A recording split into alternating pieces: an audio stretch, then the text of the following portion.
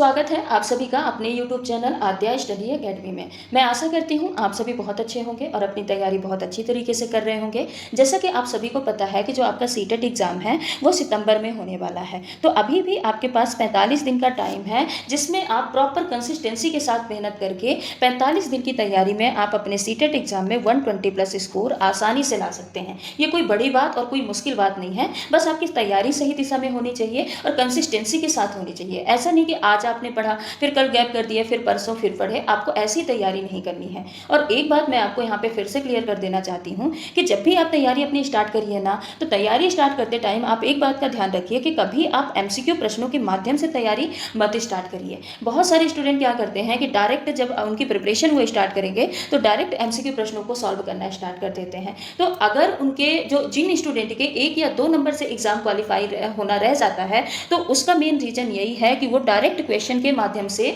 अपनी तैयारी स्टार्ट कर देते हैं। अब जैसे किसी भी काम को हमको करना है तो उस काम के बारे में हमको जानकारी होनी जरूरी है। ऐसे ही हम किसी भी सब्जेक्ट के क्वेश्चन को सॉल्व कर रहे हैं या किसी भी टॉपिक के हम क्वेश्चन को सॉल्व कर रहे हैं, तो उस टॉपिक की जानकारी होना हमको जरूरी है। उस टॉपिक का कॉन्सेप्ट क्लियर करना है, उस सब्जेक्ट का कॉन्सेप्ट क्लियर करना है। और एक बार अगर आपका कॉन्सेप्ट क्लियर हो गया ना, फिर कहीं से भी प्रश्न बने, कहीं से भी प्रश्न बन रहे हैं, कैसे भी प्रश्न बन रहे हैं, आप उसको ईजिली अटेम्प्ट कर पाएंगे और अच्छा स्कोर भी ला पाएंगे। जिसके लिए आपको क्या करना है, जिसके लिए पहले आपको सिलेबस कंप्लीट करना है, और अभी भी पर्याप्त टाइम है। आप सिलेबस कंप्लीट करिए और प्रीवियस ईयर क्वेश्चन की प्रैक्टिस करिए। इतना तो आपको करना ही करना है, क्योंकि ये जो सीटेट एग्जाम है ना, सीटेट एग्जाम में सिलेबस से बाहर कभी भी क्वेश्चन नहीं बनते। सिलेबस और पीवाईक्यू क्वेश्चन मिला के ही आपका पूरा पेपर डिजाइन किया जाता है। इसलिए आपको सिलेबस कंप्लीट करना है और प्रीवियस ईयर क्वेश्चन की प्रैक्टिस भी करना है। हाँ, नए प्रश्नों की भी प्रैक्टिस करना है। मैं ये नहीं बोल रही कि आपको नए प्रश्नों की प्रैक्टिस नहीं करना, नए प्रश्नों की भी प्रैक्टिस करना है, क्योंकि टाइम मैनेजमेंट जो होता है ना, आपका वहीं से आता है। टाइम मैनेजमेंट, अगर आप नए क्वेश्चन की प्रैक्टिस नहीं करेंगे, आप क्वेश्चन पढ़ने की प्रैक्टिस नहीं करेंगे, टाइम कम से कम टाइम में सॉल्व करने की कोशिश नहीं करेंगे, तो आपका टाइम मैनेजमेंट न होने की वजह से पेपर छूट जाएगा। और पेपर नहीं छोड़ना है, क्योंकि कोई नेगेटिव मार्किंग नहीं है, इसलिए आपको सिंगल क्वेश्चन भी नहीं छोड़ना है। उसके लिए आपको सिलेबस कंप्लीट करना है, पीवाईक्यू क्वेश्चन की प्रैक्टिस करनी है और नए प्रश्नों की भी प्रैक्टिस करनी है।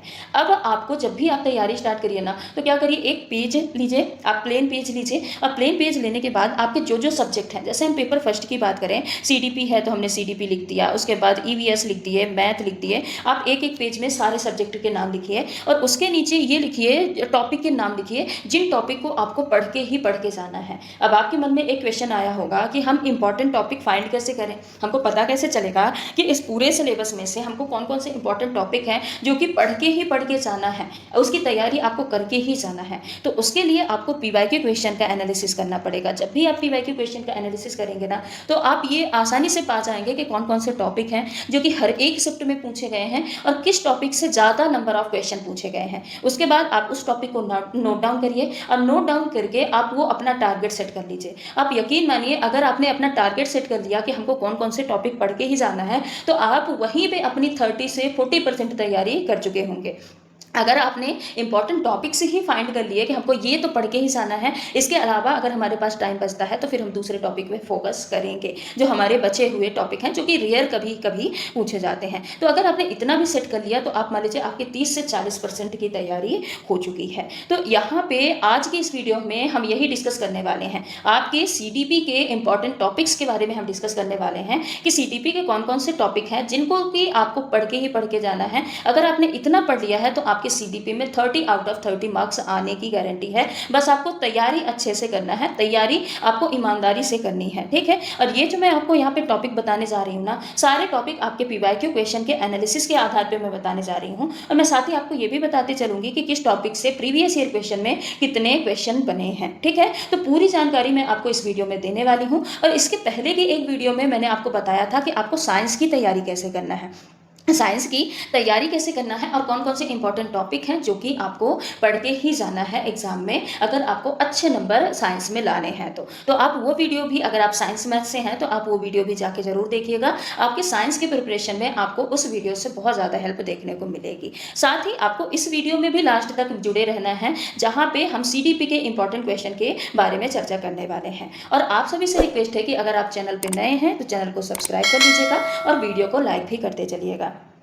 अगर हम सीटेट सितंबर सीडीपी के इंपॉर्टेंट टॉपिक्स की बात करें तो पहला टॉपिक है बुद्धि एवं विकास, वृद्धि एवं विकास। वृद्धि क्या होती है? Growth and development. अब ग्रोथ एंड डेवलपमेंट से कितने प्रश्न बने हैं? 2 से 3 प्रश्न आपके प्रीवियस ईयर क्वेश्चन में देखने को मिले हैं। साथ ही जीन पियाजे का सिद्धांत, ये तो इंपॉर्टेंट है, 2 से 3 प्रश्न इससे देखने को मिलते ही मिलते हैं। लेव वाइगोस्की का सिद्धांत, इससे भी 2 से 3 प्रश्न आपके एग्जाम में देखने को मिले हैं। कोहल वर्ग पढ़ के ही जाना है, इनका नैतिक विकास का जो सिद्धांत है, इससे भी 3 से 4 प्रश्न को देखने को मिले हैं। साथ ही आपको समावेशी शिक्षा, इंक्लूसिव एजुकेशन पढ़ के जाना है, जिससे एक क्वेश्चन आपका देखने को मिलेगा। अधिगम अक्षमताएं, इससे भी 1 से 2 प्रश्न आपको देखने को मिलेंगे। और उसके अलावा आपको लर्निंग यानी अधिगम टॉपिक पढ़ के जाना है। एक प्रश्न आपके ऑन एवरेज, यहाँ पे हम ऑन एवरेज बात कर रहे हैं। अब ऐसा नहीं है कि किसी शिफ्ट में बढ़ के भी क्वेश्चन पूछे गए हैं और किसी शिफ्ट में नहीं भी पूछे गए हैं। हम यहाँ पे ऑन एवरेज कंक्लूजन निकाल के बात कर रहे हैं कि लर्निंग टॉपिक से एक क्वेश्चन तो पूछा ही पूछा जाता है। साथ ही आपको बुद्धि इंटेलिजेंस से एक क्वेश्चन यहाँ पे देखने को मिलता है।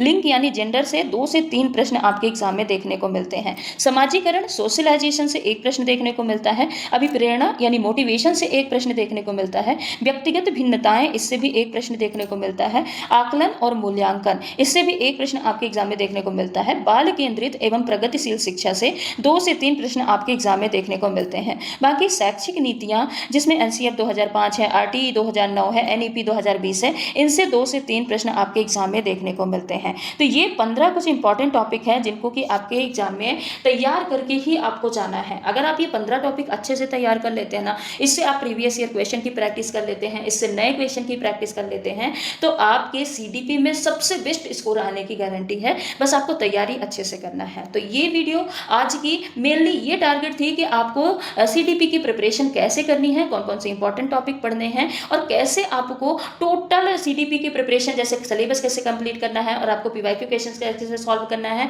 और आपको नए क्वेश्चन की प्रैक्टिस कैसे करना है, इसके बारे में मैंने आपको इस वीडियो में जानकारी दी है। ठीक है, तो चलिए आज की इस वीडियो को हम समाप्त करते हैं। मिलते हैं अगले वीडियो में कुछ दूसरे इंफॉर्मेशन के साथ। तब तक के लिए अगर आप चैनल पर नए हैं तो चैनल को सब्सक्राइब कर लीजिएगा, वीडियो को लाइक करके साथ ही बेल आइकन को भी हिट कर दीजिएगा, ताकि कोई भी अपडेट हो, कोई भी जानकारी आप तक साझा करनी हो तो उसका नोटिफिकेशन आप तक सबसे पहले पहुंच पाए। धन्यवाद।